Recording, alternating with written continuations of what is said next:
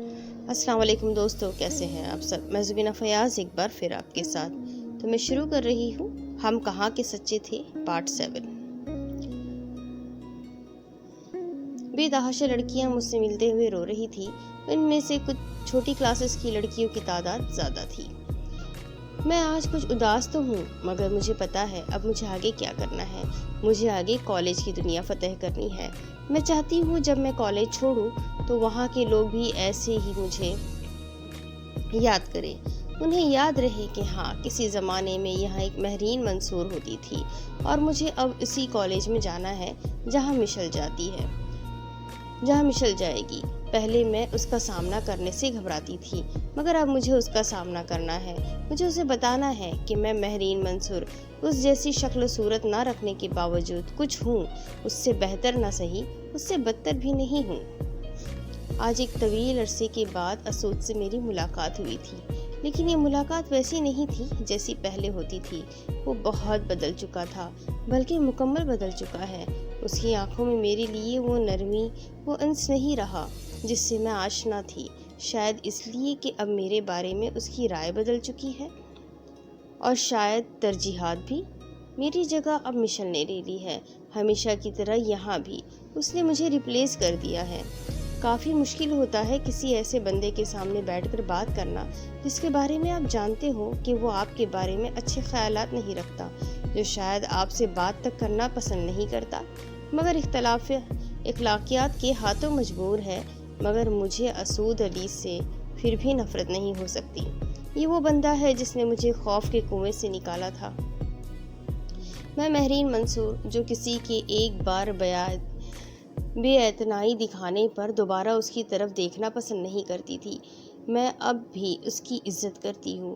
آج میں افی خالہ کی طرف گئی تھی اور وہاں وہ تھا، خالہ گھر پر نہیں تھی۔ میں واپس جانے کی بجائے لاؤنج میں بیٹھ گئی تھی، تبھی وہ مشل کے ساتھ اندر آیا تھا۔ مجھے دیکھ کر وہ ٹھٹک گیا تھا۔ کیسی ہو مہرین؟ اس نے بہت سرسری انداز میں پوچھا تھا۔ ٹھیک ہوں، میں خالہ سے ملنے آئی تھی، وہ مارکیٹ گئی ہے، بس آنے والی ہے، تم انتظار کر لو۔ آؤ مشل، اس نے میری بات کا جواب دے کر مشل کو مخاطب کیا تھا۔ ہاں چلو۔ ارے مہرین، آؤ نا تم بھی، یہاں تنہا بیٹھ کر کیا کرو گی؟ آ جاؤ تم بھی، مشل نے مجھے کہا تھا۔ اسود کے سامنے وہ مجھے اس طرح مخاطب کرتی تھی جیسے میں اس کی بہترین دوست ہوں، اور ویسے کئی ماہ ہم دونوں آپس میں بات نہیں کرتے تھے۔ اگر بات کرتے بھی تو وہ کوئی اتنی خوشگوار نہیں ہوتی تھی۔ نو تھینک یو، میں نے انکار کر دیا۔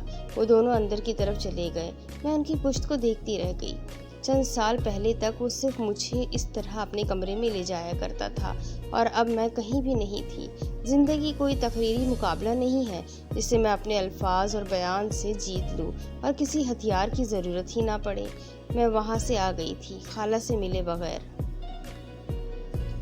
جانتی تھی اب چند دن مشل بات بے بات میرے سامنے قہقہے لگاتی پھرے گی اور سب سمجھیں گے کہ وہ آج کل موڈ میں ہے، مگر اس کا یہ اچھا موڈ کس چیز کا مرہون منت ہے، یہ صرف میں جانتی ہوں۔ مجھ سے کچھ چھیننا بہت اچھا لگتا ہے اسے، چاہے وہ کسی کی توجہ ہی کیوں نہ ہو، اور سب لوگ سمجھتے ہیں وہ بہت مہربان، بہت فیاض، بہت ایثار پسند ہے۔ شاید باقی سب کے لیے وہ ایسی ہی ہے، مگر اس کی ساری کمینگی میرے لیے ہے، صرف میرے لیے۔ اور نانی کہتی ہے تم 100 بار بھی پیدا ہو جاؤ تو مشل کی طرح نہیں ہو سکتی۔ ہاں، میں اس کی طرح نہیں ہو سکتی، نہ آج، نہ آئندہ، نہ کبھی۔ کبھی کبھی میں سوچتی ہوں کہ لوگوں کو مجھ میں کیا نظر آتا ہے جس سے وہ متاثر ہو جاتے ہیں۔ کیوں لوگ مجھ سے ایک بار ملنے کے بعد بار بار ملنا چاہتے ہیں؟ میں جب بھی اندازہ لگانے کی کوشش کرتی ہوں، میں ناکام ہو جاتی ہوں۔ کتنے مزے کی بات ہے، مجھے لوگوں کو اپنی طرف متوجہ کرنے کے لیے بناؤ سنگار کا سہارا لینا نہیں پڑتا، نہ اداؤں کے تیر چلانے پڑتے ہیں۔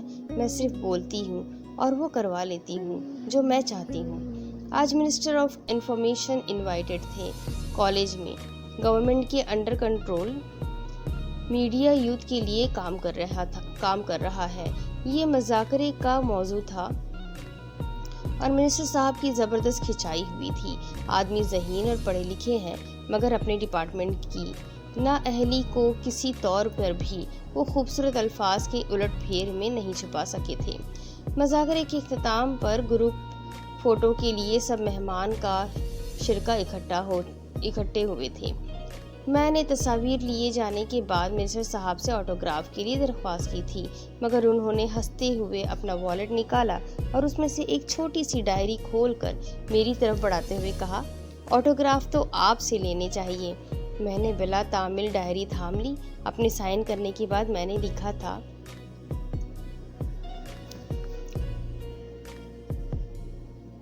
For sir minister who belongs to a class which has weak memory۔ پھر میں نے ڈائری ان کے ہاتھ بڑھا دی۔ وہ میری تحریر پڑھ کر بہت خوبصورت انداز میں ہنسے تھے۔ پھر انہوں نے میری آٹوگراف بک لی تھی اور مسکراتے ہوئے کچھ تحریر کر کے میری طرف بڑھایا تھا۔ میں نے آٹوگراف بک لے لی تو انہوں نے اپنا ایک وزٹنگ کارڈ میری طرف بڑھا دیا۔ جب بھی آپ کو میری مدد کی ضرورت ہو بلا تکلف آ جائیے گا، انہوں نے کارڈ میری طرف بڑھاتے ہوئے کہا۔ میں نے کارڈ لیے بغیر اطمینان سے ان سے کہا، سر آپ کو کیا لگتا ہے کہ مجھے کبھی آپ کی مدد کی ضرورت پڑ سکتی ہے؟ نہیں، لیکن ہو سکتا ہے کبھی مجھے آپ کی ضرورت پڑ جائے، انہوں نے برجستہ کہا تھا۔ میں مسکرائی۔ تو سر پھر تو آپ کو میرا وزٹنگ کارڈ مانگنا چاہیے، مگر چونکہ میں ابھی بڑے لوگوں کی فہرست میں نہیں آئی اس لیے میرا کوئی وزٹنگ کارڈ نہیں ہے۔ بہرحال شکریہ، مجھے وزٹنگ کارڈ کی ضرورت نہیں ہے۔ اگر مجھے کبھی آپ کی مدد کی ضرورت ہوئی تو میں فون کر لوں گی۔ کیا آپ میرا کام ایک فون پر نہیں کر دیں گے؟ وہ اس پر ایک بار پھر کھلکھلا کر ہنسے۔ پھر میری آٹوگراف بک لے کر انہوں نے اس پر اپنا فون نمبر تحریر کر دیا۔ آپ یقین رکھیں آپ کا کام ایک فون کال پر ہی ہو جائے گا۔ میں نے ان کا شکریہ ادا کیا تھا۔ ان کے جانے کے بعد مجھے مختلف لڑکیوں نے گھیر لیا تھا۔ وقتاً فوقتاً ٹیچرز بھی مجھے مبارکباد دینے آ رہی تھی۔ میرے لیے یہ ہنگامہ نیا نہیں تھا، ہر فنکشن کے بعد ایسا ہی ہوتا تھا۔ مبارکبادیں، تعریفیں، تالیاں، یہ سب چیزیں اب میری زندگی کا ایک حصہ بن چکی تھی۔ اپنی فرینڈز کے ساتھ جب میں کچھ کھانے پینے کے لیے کیفیٹیریا جا کر بیٹھی تھی تو مجھے آٹوگراف بک کا خیال آیا تھا۔ میں نے اسے کھولا۔ For Mehreen Mansoor who does not require any good or bad wishes, she is a successful student۔ میرے لبوں پر مسکراہٹ دوڑ گئی تھی۔ اچھے ریمارکس تھے۔ میں نے آٹوگراف بک اپنی فرینڈز کی طرف بڑھا دی۔ وہ بھی اسے پڑھ کر مسکرائی تھی۔ تمہارے لیے نیا کیا ہے اس میں؟ یار ایسے ریمارکس تو تمہیں ملتے ہی رہتے ہیں۔ سارا نے آٹوگراف بک بند کر کے میری طرف بڑھائی تھی۔ میں کوک کے سپ لیتی رہی۔ مجھے مشل نظر آئی تھی کیفیٹیریا میں۔ اس نے بھی مجھے دیکھ لیا تھا۔ پتہ نہیں کیوں میں اس پر نظریں جما رہی تھی۔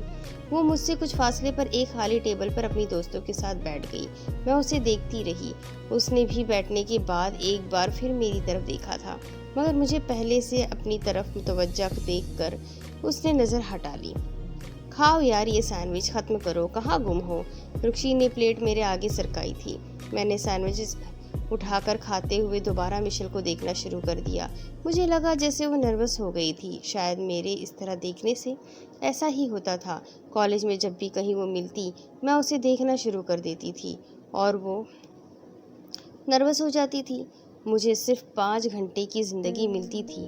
ہر روز 5 گھنٹے کے لیے میں زندہ ہوتی تھی جب میں کالج میں ہوتی تھی، کیونکہ یہاں پر مہرین منصور کو بہت لوگ جانتے تھے اور جو نہیں جانتے تھے وہ جاننا چاہتے تھے، بات کرنا چاہتے تھے۔ اور جب میں گھر پر ہوتی تو میں کچھ بھی نہیں ہوتی تھی، دوسروں کے ٹکڑوں پر پلنے والی ایک یتیم لڑکی جو مشل کے باپ، چچاؤں اور دادی کے گھر پناہ لی ہوئی ہوتی۔ گھر میں سب مشل کو جانتے تھے، اسی سے بات کرنا چاہتے تھے۔ وہاں مہرین سے کوئی بات کرنا نہیں چاہتا تھا، نہ اس سے ملنا پسند کرتا تھا، اور اگر کبھی وہ مہرین کے بارے میں بات کرتے تھے تو وہ بھی اس کے ماضی کے حوالوں سے، اس کے باپ کے سابقے کے ساتھ۔ گندی نالی میں مرنے والے نشے کی بیٹی جسے کچھ عظیم لوگوں نے ترس کھا کر سہارا دے دیا تھا، اس پر کرم کر دیا تھا، اور ان عظیم لوگوں میں سے وہ بھی شامل تھے مشل اکبر۔ اسے بہت شوق تھا نشے کے عادی لوگوں کے بارے میں بات کرنے کا، یہ بتانے کا کہ ایسے لوگ کتنے گھٹیا اور غلیظ ہوتے ہیں، ان کے لیے کیا سزائیں ہونی چاہیے، ایسے لوگ انسانیت کے نام پر کتنا بڑا دھبا ہوتے ہیں۔ مگر وہ لوگ جن کا مرنا ان کے جینے سے بہتر ہوتا ہے، وہ اکثر گھر میں یہ گفتگو کرتی رہتی تھی، خاص طور پر تب جب میں کالج میں کوئی مقابلہ جیتتی۔ تب وہ گھر پر میرا استقبال اسی قسم کی گفتگو سے کرتی تھی اور یہ ذکر شروع کرتی تھی، اور بات چلتے چلتے میرے باپ کے تذکرے اور مثالوں پر آ جاتی تھی۔ وہی نشئی، وہی نالی، وہی مرنا، وہی کیچڑ۔ کبھی کبھی میرا دل چاہتا ہے میں پوری دنیا کو آگ لگا دوں۔ میرا ماضی، میرا خاندان، میرا باپ، یہ سب حوالے کیوں ضروری ہے میری پہچان کے لیے؟ میں ان کے بغیر بھی کچھ ہوں، وہ سب یہ کیوں نہیں مان لیتے؟ مجھے وہ بار بار میرا باپ کیوں یاد دلاتے رہتے ہیں؟ مجھے وہ بھلا ہی کب ہے؟ میرے ذہن سے کیچڑ میں لتھڑی ہوئی وہ لاش کب فراموش ہوئی ہے؟ اگر وہ لاش میرے باپ کی تھی تو اس میں میرا کیا قصور تھا؟ کیا میں نے خود اسے چنا تھا؟ اگر وہ نشہ کرتا تھا تو کیا یہ میری غلطی تھی؟ اگر مشل کا باپ نشہ نہیں کرتا تھا تو اس میں اس کا کیا کمال تھا؟ وہ میری جگہ پر بھی تو ہو سکتی تھی، پھر وہ کیا کرتی؟ تب اس کی خوبصورتی بھی اس کے کسی کام نہ آتی، جیسے میری کوئی خوبی ان کا منہ بند نہیں کر سکتی۔ میری ذہانت، میری قابلیت، میری صلاحیتیں مل کر ایک بہت بڑا زیرو بن جاتی ہے۔ 14 سال پہلے کا وہ واقعہ لوگوں کے ذہن پر ایسے نقش ہے کہ ان کے دل میں میرے لیے جگہ ہی نہیں بنتی۔ میں اسی لیے نانی کے پاس نہیں بیٹھتی تھی۔ ان کے پاس میرے لیے لفظ نہیں، خنجر ہوتے ہیں۔ پھر وہ چاہتی ہے کہ جب وہ یہ خنجر میرے جسم میں اتارے تو میں آہ تک نہ کروں۔ وہ بھی مجھے اچھی نہیں لگتی۔ وہ سب کے لیے اچھی ہے، بس میرے لیے نہیں۔ انہیں ہر وقت یہ ظلم رہتا ہے کہ انہوں نے مجھے پال کر اپنی عاقبت سنوار لی ہے۔ کون ہے جو اس دور میں کسی بے سہارا کو سہارا دیتا ہے؟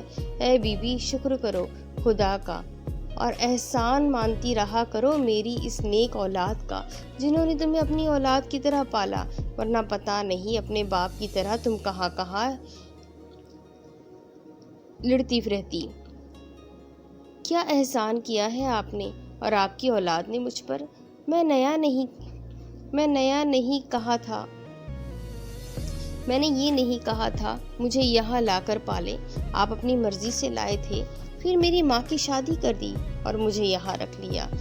جانے دیتے مجھے میری ماں کے ساتھ، احسانوں کے جتنے تذکرے یہاں سنتی ہوں وہاں بھی سن لیتی۔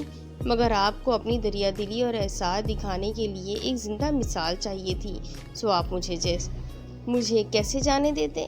یہ جو اتنے سالوں میں آپ نے اپنا نام بنا لیا ہے، لوگوں کو بتا کر کہ آپ نے کیسی خدا ترسی دکھائی ہے کہ ایک یتیم بچی کو پالا ہے، وہ نام کیسے گوا دیتے؟ اپنی نیک نامی اور خدا ترسی کی یہ مفت کی پبلسٹی آپ کیسے اپنے ہی ہاتھوں سے کھو دیتے؟ بہت کمال کیا آپ نے مجھے پال کر، بہت احسان کیا۔ ایسا کارنامہ تو دنیا میں اور کوئی نہیں کرتا، نہ پہلے کبھی کسی نے ایسا کچھ کیا نہ آئندہ ایسا کچھ کرے گا۔ آپ کے گھر کے ہر فرد کو تو نوبل پرائز ملنا چاہیے۔ بلکہ خدا ترسی کی یہ داستان میری تصویر کے ساتھ ایک کتبے پر کندہ کر کے باہر گیٹ پر لگا دے۔ آج میں پھر نانی سے الجھ پڑی تھی، جو ایک معمولی سی بات پر مجھے پھر احسان یاد دلانے بیٹھ گئی تھی۔ نہ تمہاری شکل اچھی ہے نہ زبان، انہوں نے پھر ایک تانا دیا تھا۔ میں ہنس پڑی۔ ہاں، کچھ لوگوں کی شکل اچھی اور زبان خوفناک ہوتی ہے، اور کچھ کا دل اور دماغ۔ وہ میری بات پر سلگ اٹھی تھی۔ مشل کو دیکھو اور خود کو دیکھو، وہ کیا ہے اور تم کیا ہو؟ کوئی ایک خوبی بھی نہیں ہے تم میں جسے تم گنوا سکو۔ انہوں نے پھر مشل کی مثال پیش کی تھی۔ مشل کی کیا بات ہے، وہ بہت عظیم ہے، میرا اور اس کا تو کوئی مقابلہ ہی نہیں ہے۔ پھر ایسے موازنے نہ کریں، میں پہلے ہی بہت متاثر ہوں اس سے، اور کتنا متاثر ہوں۔ میں یہ کہہ کر اپنے کمرے میں آ گئی تھی۔ وہی مشل، وہی مقابلے، وہی موازنے، میرے لیے عذاب کوئی ایک نہیں ہے۔ آج بہت عجیب بات ہوئی تھی۔ کالج سے چھٹی ہونے پر میں سارا کے ساتھ اس کی گاڑی کی طرف جا رہی تھی۔ وہی مجھے کالج پک اینڈ ڈراپ کیا کرتی تھی۔ کالج کی کار پارکنگ تک ہم پہنچے تھے کہ 17-18 سال کی ایک بہت خوبصورت سی لڑکی میرا راستہ روک کر کھڑی ہو گئی تھی۔ اس طرح روکے جانے پر مجھے حیرت نہیں ہوئی تھی۔ لڑکیاں اکثر مجھے روک کر باتیں کیا کرتی تھیں۔ مہرین، میرا نام لینا ہے، مجھے آپ سے ایک بات کرنی ہے۔ ٹھیک ہے، کریں، میں نے مسکراتے ہوئے اسے کہا تھا۔ نہیں، مجھے یہاں نہیں کرنی، آپ میرے ساتھ میرے گھر چلے۔ دیکھ لینا میں کسی کے گھر نہیں جاتی۔ دیکھے لینا میں کسی کے گھر نہیں جاتی، پھر آپ سے تو ویسے بھی میں پہلی بار ملی ہوں۔ میں نے اسے نرمی سے سمجھایا تھا۔ ٹھیک ہے، آپ میرے گھر نہ آئے، میرے ساتھ آئے، میں آپ کو ڈراپ کر دوں گی۔ تھینک یو، لیکن میں کسی سے لفٹ بھی نہیں لیتی۔ وہ کچھ مایوس ہو گئی تھی۔ مہرین، آپ مجھے بہت اچھی لگتی ہے، آپ میری آئیڈیل ہے، میں آپ کو اپنی دوست بنانا چاہتی ہوں، اس نے گھبرائے ہوئے لہجے میں کہا تھا۔ ایسا مطالبہ بھی میرے لیے نیا نہیں تھا۔ لمبی سانس لے کر میں نے اس سے کہا تھا، آپ سمجھ لے کہ آج سے آپ میری دوست ہے۔ میں نے وہی فقرہ دہرایا تھا جو میں اکثر ایسی صورتحال میں کہتی تھی، اور اپنا ہاتھ اس کی طرف بڑھا دیا تھا، مگر اس نے مجھ سے ہاتھ ملانے کی بجائے ایک دم رونا شروع کر دیا۔ نہیں، آپ یہ بات سب سے کہتی ہے، مگر میں آپ کی بیسٹ فرینڈ بننا چاہتی ہوں، میرا کوئی دوست نہیں ہے۔ آپ کو نہیں پتا میں آپ سے کتنی محبت کرتی ہوں۔ میں ساری رات آپ کے بارے میں سوچتی رہتی ہوں، میرے کانوں میں ہر وقت آپ کی آواز گونجتی رہتی ہے، میرے پاس سینکڑوں کی تعداد میں آپ کی تصویریں ہیں، ہر فنکشن میں میں صرف آپ کی تصویریں بنانے کے لیے کیمرہ لاتی ہوں۔ میرا دل چاہتا ہے میں ہر وقت آپ سے باتیں کرتی رہوں، میں کالج بھی صرف آپ کے لیے ہی آتی ہوں۔ میں اس کی باتوں سے زیادہ اس کے رونے پر چکرا گئی تھی۔ اسے چپ کروانے کی کوشش کرتے ہوئے میں نے کہا، اچھا لینا، دیکھو، اگر تم واقعی مجھ سے محبت کرتی ہو تو چپ ہو جاؤ۔ میری بات پر واقعی اس کے بہتے آنسو تھمنے لگے تھے۔ ٹھیک ہے، میں تمہاری دوست بن جاتی ہوں، ہم روز ملا کریں گے، کبھی تم میرے پاس آ جانا، کبھی میں تمہارے پاس آ جایا کروں گی، اور اب یہ نہ سمجھنا کہ یہ میں سب سے کہتی ہوں، مجھے واقعی تم اچھی لگی ہو۔ اس کی آنکھوں میں ایک عجیب سی چمک لہرانے لگی تھی۔ اس نے ہاتھ ملا کر میرا شکریہ ادا کیا۔ اب میں جاؤں، مجھے دیر ہو گئی ہے، میں نے اس سے اجازت طلب کی تھی۔ اوہ شور، وہ کہہ کر چند قدم پیچھے ہٹ گئی۔ اف، یہ تمہارے فین بھی کیا چیز ہوتے ہیں۔ سارا نے گاڑی سٹارٹ کرتے ہوئے کہا۔ کس کس کو شکار کرو گی ظالم۔ میں اب بھی چپ رہی تھی۔ پتہ نہیں لینا کے بہتے آنسو دیکھ کر مجھے کیوں اتنی تکلیف ہوئی تھی۔ اس کے نزدیک میں آئیڈیل تھی، میں مہرین منصور، اور جو کبھی وہ مشل سے مل لیتی تو پھر میں اس کے نزدیک آئیڈیل نہ رہتی، پھر میں شاید اس کے نزدیک کچھ بھی نہ رہتی۔ پتہ ہے، میں جب گھر میں بھائی کو تمہارے مداحوں کی حالت زار کے بارے میں بتاتی ہوں تو انہیں یقین نہیں آتا کہ کوئی لڑکی بھی لوگوں کو اس طرح پاگل بنا سکتی ہے، مگر میں انہیں کہتی ہوں، جناب، یہ کوئی لڑکی نہیں ہے، یہ مہرین منصور ہے، جسے لوگوں کے دلوں کو جیتنا آتا ہے۔ اس کی آواز میں بھی میری ذات پر فخر موجود تھا۔ اسے بھی لگتا تھا کہ میں بہت پرفیکٹ ہوں۔ تم کیوں مذاق اڑاتی ہو ان لوگوں کا؟ یہ اس لیے نہیں کہ تم اور تمہارا بھائی انہیں گوسپ کا موضوع سمجھے۔ میں نے کچھ خفگی سے اسے ڈانٹا تھا۔ او یار، کبھی انجوائے بھی کیا کرو ان باتوں کو۔ ان لوگوں کو ہر وقت اتنی لائلٹی اچھی نہیں ہوتی۔ مانا کہ تم بہت مخلص، بہت نرم دل، بہت اچھی ہو، مگر زندگی میں ہر شخص، ہر بات، ہر کام اتنی سنجیدگی سے لینے والا نہیں ہوتا۔ اس نے مجھے سمجھانے کی کوشش کرتے ہوئے کہا۔ بہت فضول اور بیکار نصیحت ہے یہ، میں یقین دلاتی ہوں کہ کبھی بھی اس پر عمل نہیں کروں گی۔ میں نے سیٹ کی پشت سے سر ٹکاتے ہوئے کہا۔ میں نے کب یہ سوچا ہے کہ محترمہ میری باتوں پر عمل کرے گی؟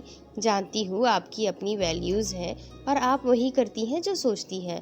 ہم پھر بھی بکتے رہتے ہیں کہ چلو شاید کبھی کوئی اور ہی اس پر عمل کر لے۔ میں خاموش رہی۔ پھر میں نہیں آ رہی ہوں صبح، لیلا کو میں نے کہہ دیا ہے، وہ تمہیں پک کر لے گی۔ اس نے گھر کے آگے گاڑی روکتے ہوئے کہا۔ نہیں یار، لیلا کو کیوں کہا ہے؟ وہ تو ہمیشہ لیٹ آتی ہے، میں خود چلی جاؤں گی۔ کبھی کبھی بندے کو اپنے وسائل بھی استعمال کرنے چاہیے۔ ارے لیلا کو میں نے کب کہا ہے؟ وہ تو میں اسے بتا رہی تھی کہ میں کل کالج نہیں آ رہی، تو اس نے خود ہی کہا تھا کہ سارا، پھر میں مہرین کو پک کر لوں گی۔ میں نے اس سے کہا تھا کہ تم بی اپنے بناؤ سنگار سے فرصت پا کر بہت لیٹ گھر سے روانہ ہوتی ہو، اور مس مہرین منصور اس قسم کی پیروائی پسند نہیں کرتی۔ مگر اس نے کہا تھا کہ کم از کم وہ صبح بالکل ٹھیک وقت پر پہنچے گی۔ میں ایک دفعہ پھر فون کر کے اس کی ٹائمنگ کنفرم کر لوں گی، ورنہ پھر میں صبح ڈرائیور کو بھیج دوں گی۔ اس نے خود ہی سارا پروگرام سیٹ کر دیا تھا۔ نہیں سارا، اب تم اس قسم کی تکلفات میں مت پڑو، میں آ جاؤں گی صبح، ایک دن ہی کی تو بات ہے، میں نے گاڑی سے اترتے ہوئے کہا تھا۔ تکلفات میں تم پڑ رہی ہو؟ اگر مجھے یہ سب کرتے ہوئے کوئی تکلیف نہیں ہو رہی تو تمہیں کیوں ہو رہی ہے؟ چلو خدا حافظ۔ وہ گاڑی اڑاتے ہوئے لے گئی۔ میں کچھ دیر تک دور جاتی ہوئی گاڑی کو دیکھتی رہی۔ میری فرینڈز ایسی ہی تھی، انہیں مجھ سے زیادہ میری پرواہ ہوتی تھی۔ میری ذمہ داریوں کو وہ خود ہی آپس میں بانٹتی رہتی تھی۔ عام طور پر سارا مجھے پک اور ڈراپ کیا کرتی تھی، مگر کبھی جب اس کو نہیں آنا ہوتا تو وہ خود ہی یہ ذمہ داری کسی کو سونپ دیا کرتی تھی اور مجھے انفارم کر دیا کرتی تھی۔ میں اخبار میں جتنے بھی آرٹیکل لکھتی تھی، رکشی اس کی پروف ریڈنگ کا کام کرتی تھی۔ وہ کمپیوٹر پر ان کا پرنٹ تیار کرتی اور پھر انہیں پوسٹ کر دیا کرتی تھی۔ اخبارات سے ان آرٹیکل سے ملنے والی رقم اسی کے پتے پر آتی تھی اور میری باقی ڈاک بھی وہیں آتی تھی۔ لیلی فنکشنز کے لیے میرا لباس اور دوسرے لوازمات کا انتخاب کیا کرتی تھی۔ اس کی چوائس بہت اعلیٰ ہوتی تھی، وہی ہر فنکشن کے لیے مجھے تیار کیا کرتی تھی۔ شیبہ فنکشنز کے لیے مختلف چیزیں تیار کرنے میں میری مدد کرتی تھی۔ ڈیباٹس میں اکثر وہی میری پارٹنر ہوتی تھی۔ ڈیبیٹس میں اکثر وہی میری پارٹنر ہوتی تھی۔ جب وہ ان چیزوں میں حصہ نہیں بھی لے رہی ہوتی تھی تب بھی وہ نامکمل رہ جانے والی فائلز وہی مکمل کیا کرتی تھی۔ اور سارا، وہ تو پتہ نہیں میرے لیے کیا کیا کرنا چاہتی تھی۔ اخبارات میں چھپنے والی تصویریں اور آرٹیکلز وہی کاٹ کاٹ کر جمع کر کے مجھے دیتی رہتی تھی۔ وہ میرے ہر فنکشن کی ویڈیو بنایا کرتی تھی اور میں ان کے لیے کچھ بھی نہیں کر پاتی تھی۔ جو واحد جو میں ان کے لیے کر سکتی تھی وہ اسٹڈیز میں ان کی مدد تھی۔ نوٹس میں تیار کیا کرتی تھی اور پورا گروپ وہی نوٹس استعمال کیا کرتا تھا اور وہ اس پر ہی بہت مشغول رہتی تھی۔ حالانکہ یہ کچھ بھی نہیں تھا، وہ میرے لیے جو کیا کرتی تھی وہ بہت زیادہ تھا۔ گھر کے اندر آ کر سیڑھیاں چڑھتے ہوئے میری ملاقات اسود سے ہوئی تھی۔ وہ سیڑھیاں اتر رہا تھا، مجھے دیکھ کر رک گیا۔ کیسی ہو مہرین؟ میں ٹھیک ہوں، میں نے اس کے چہرے کی طرف دیکھے بغیر کہا تھا۔ میرا جی چاہ رہا تھا کہ میں فوراً وہاں سے بھاگ جاؤں۔ اس کی مسکراہٹ مجھے بہت اجنبی محسوس ہو رہی تھی۔ تم ہماری طرف آؤ نا کبھی، امی کہتی ہے کہ اب تم آتی نہیں ہو۔ پرسوں ایک دعوت کر رہی ہیں امی، مجھے جاب ملنے کی خوشی میں، تم بھی آنا۔ میں نے پہلی دفعہ سر اٹھا کر اس کا چہرہ دیکھا تھا۔ بہت عرصے کے بعد میں نے اتنے قریب سے، اتنے غور سے اسے دیکھا تھا۔ بلیک جینز کے ساتھ وہ سفید ہاف بازو والی ٹی شرٹ پہنے بہت اچھا لگ رہا تھا۔ خوبصورت تو وہ شروع سے ہی تھا، مگر آج وہ پہلے سے زیادہ اچھا لگا تھا مجھے۔ شاید بہت عرصے بعد وہ میرے لیے مسکرایا تھا، اس لیے۔ پھر اسی لمحے اوپر سیڑھیوں سے مشل نیچے آئی تھی۔ وہ اس کے پاس آ کر کھڑی ہو گئی تھی۔ میڈ فار ایچ ادر، میرے ذہن میں ایک سوچ ابھری تھی، کیا اس سے زیادہ پرفیکٹ کپل کوئی ہو سکتا ہے؟ پرسوں میری دوست کی برتھ ڈے ہے، مجھے وہاں جانا ہے، اس لیے میں نہیں آ سکوں گی۔ انویٹیشن کے لیے شکریہ، میں یہ کہہ کر اوپر کی طرف بڑھ گئی تھی۔ کسی فرینڈ کی برتھ ڈے نہیں تھی پرسوں، مگر میں وہاں جا کر فرسٹریشن کے ایک نئے دورے کا شکار ہونا نہیں چاہتی تھی۔ وہاں مشل ہوگی اور میں ہوں گی، اور جہاں ہم دونوں ہوتے ہیں وہاں مقابلے ہوتے ہیں، موازنے ہوتے ہیں، شکل و صورت کے، خوبیوں کے، کردار کے اور خاندان کے، اور میں ہر موازنے میں ہارتی، سو نہ جانا بہتر تھا۔ پھر اسود جو تبصرے میرے کردار کے بارے میں کرتا رہتا ہے وہ میں مشل سے اکثر سنتی رہتی ہوں۔ مجھے حیرت ہوتی ہے اس پر، یہ وہ بندہ ہے جو منافق نہ ہونے کا دعویٰ کرتا تھا، جسے منافقت سے نفرت تھی، اور اب کیا وہ منافقت نہیں کر رہا تھا؟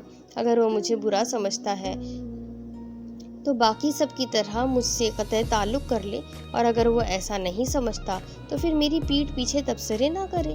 اس نے مشل سے میرے بارے میں کہا تھا، مہرین جیسی لڑکیوں کے کمپلیکسز دلدل کی طرح ہوتے ہیں، وہ جتنا ان سے باہر نکلنے کی کوشش کرتی ہیں اتنا ہی اندر دھس جاتی ہیں۔ میں چند دن پہلے مشل سے یہ بات سن کر ہنس پڑی تھی، حالانکہ میں جانتی تھی کہ میرے چہرے کا رنگ دھواں دھواں ہوگا۔ اور کیا کہتا ہے وہ میرے بارے میں؟ کیا کیا سنو گی؟ بہت شرم آئے گی تمہیں اپنے بیسٹ فرینڈ کے ریمارکس سن کر، وہ فریج سے پانی کی بوتل نکالتے ہوئے کہہ رہی تھی۔ وہ میرا بیسٹ فرینڈ نہیں ہے، चलो जो भी है पता है वो मुझे कहता है मैं तुम्हारे साथ ज़्यादा मेल जोल ना रखूं। वो नहीं चाहता कि मेरा किरदार भी तुम्हारे जैसा हो जाए, घटिया और थर्ड क्लास। बहुत अच्छी बात है, अमल किया करो उसकी नसीहतों पर। मैंने खाना खाते हुए अपना इत्मीनान जाहिर किया था। वो कुछ देर मेरे सर पर खड़ी मुझे देखती रही थी, फिर पाँव पटकते हुए अंदर चली गई। और अब असूद कह रहा था कि मैं उसके घर जाती नहीं हूँ। अब इसके आगे की स्टोरी मैं आपको अगली किस्त में सुनाती हूँ कि आगे इस कहानी में और क्या बाकी है, आखिर इस कहानी का अंजाम क्या है। अगली किस्त में फिर मिलेंगे, तब तक के लिए अल्लाह हाफिज़।